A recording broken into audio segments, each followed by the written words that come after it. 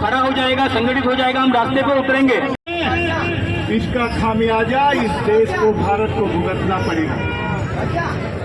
और भाई और बहनों, आपने देखा होगा किस तरह से शेख मुजीबुर रहमान, मैं थोड़ा इतिहास आपको बता दूं, पाकिस्तान में चुनाव हुआ था, आम चुनाव जैसे हमारे यहाँ हुआ, और शेख मुजीबुर रहमान को कि जिसको मेजॉरिटी मिली है उसको प्रधानमंत्री बना। याहिया खान का बांग्लादेश के हिंदुओं पर अत्याचार, भारत माता की। यहाँ पर दही अंडी का जैसा पता ऊपर चढ़ करके बताता है,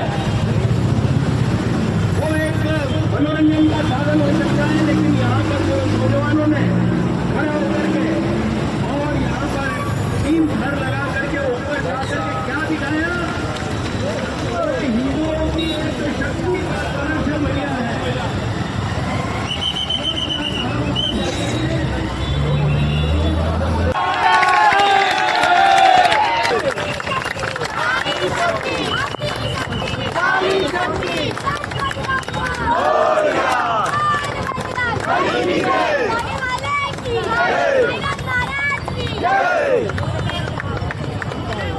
भारत माता की।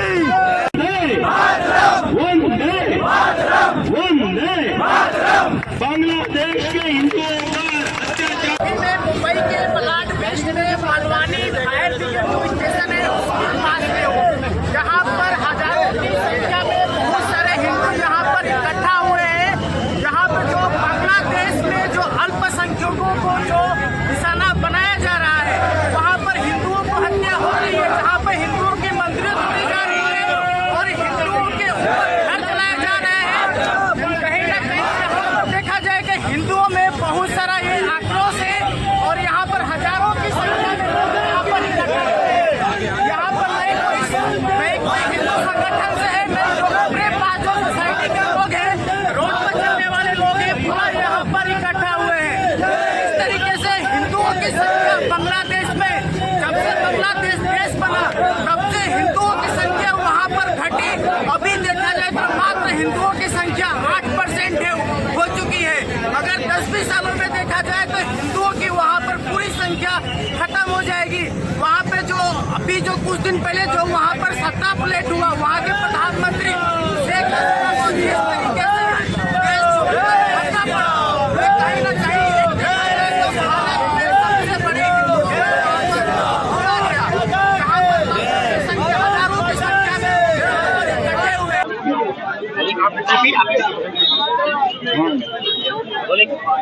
ये तो यहाँ पर आज जो है आप लोगों का विरोध प्रदर्शन करा, किस बात को लेकर के है और क्या चाहते हैं, भारत सरकार से क्या मांग है? आज का जो विरोध प्रदर्शन है ये प्रतीकात्मक हिंदू समाज कांदिवली और मलाड इस क्षेत्र के लोग इकट्ठा होकर आए हैं। सकल हिंदू समाज की तरफ से यह विरोध प्रदर्शन जो बांग्लादेश में हिंदुओं के ऊपर अत्याचार हो रहा है उसके विरोध में था। मेरा कहना यह है कि सरकार ने NRC जो है तुरंत लागू करना चाहिए और यहाँ पर बसे हुए जो बांग्लादेशी मुसलमान हैं उनको तुरंत देश से बाहर करना चाहिए। और उसकी पहल करते समय पहले मुसलमानों से ही अपील करो कि भाई आपके आसपास जो बांग्लादेशी मुसलमान हैं उनको आप चिन्हित करके सरकार के हवाले, पुलिस के हवाले करो। और अगर वो फेल होते हैं तो हम हिंदू समाज इस समय ठान लिए हैं कि वो अगर फेल होते हैं तो हम उनको बाहर निकालने के लिए सक्षम है और निकाल के रहेंगे। आज हम देख रहे हैं कि यहाँ पर बहुत सारे गोविंदा पथक भी आए हुए हैं।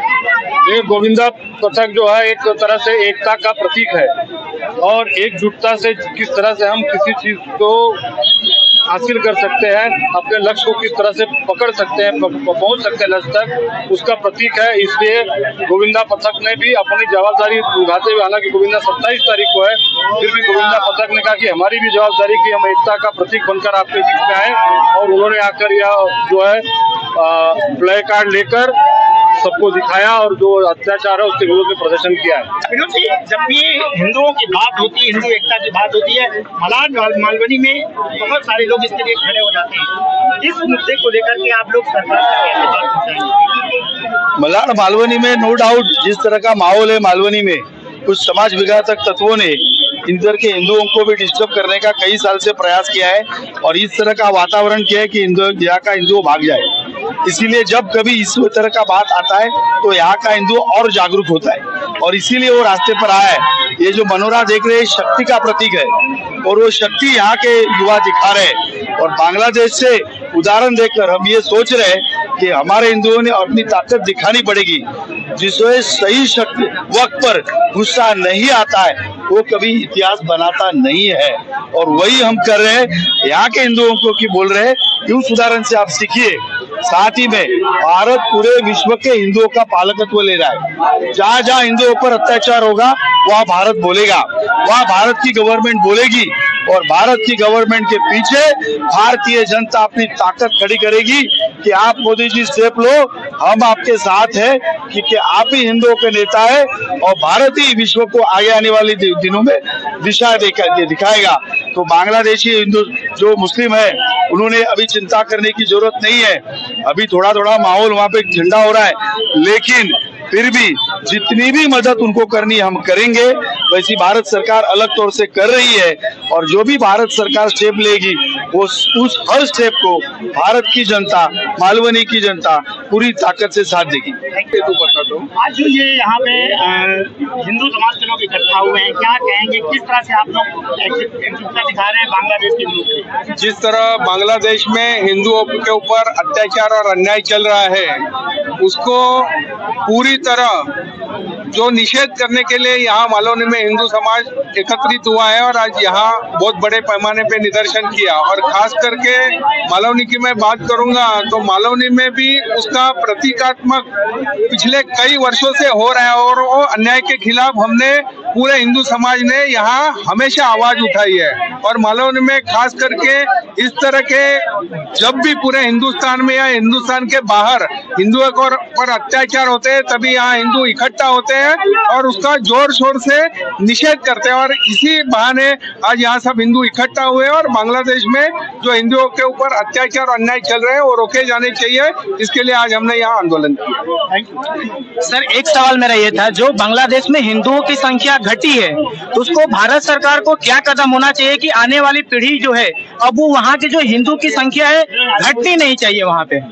देखिए ऐसा है, बांग्लादेश 1947 के पहले एक हिंदुस्तान का ही हिस्सा था। उसके बाद 1970 में जब वार हुआ पाकिस्तान के उसके बाद बांग्लादेश के टुकड़े हो गए और वो पाकिस्तान और बांग्लादेश अलग हो गया।